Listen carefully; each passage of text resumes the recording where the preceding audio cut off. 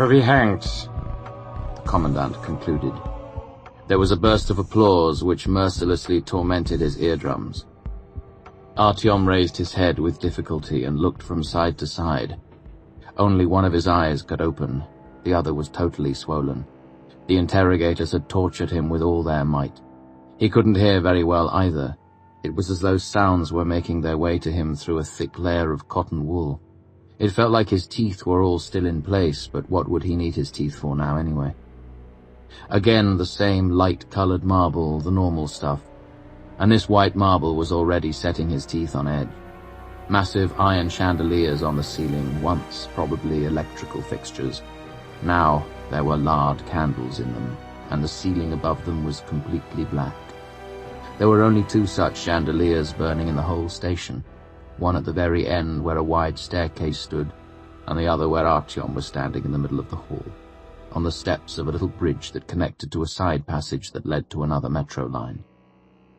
Frequent semicircular arches, almost completely unnoticeable columns. There was a lot of free space. What kind of station is this? The execution will take place tomorrow at 5 o'clock in the morning at Tverskaya station, the fat man who was standing next to the commandant specified.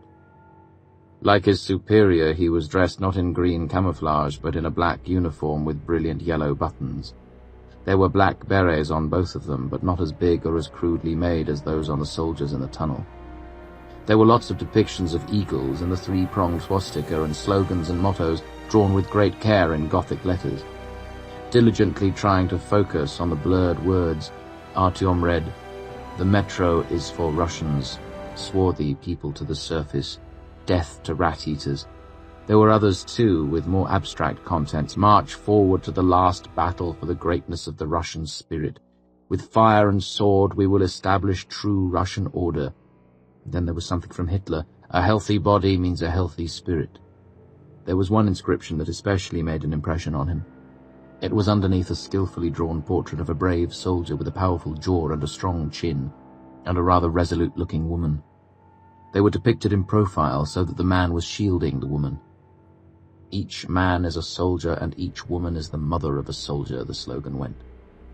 All these inscriptions and pictures had somehow absorbed more of Artyom's attention than the words of the commandant.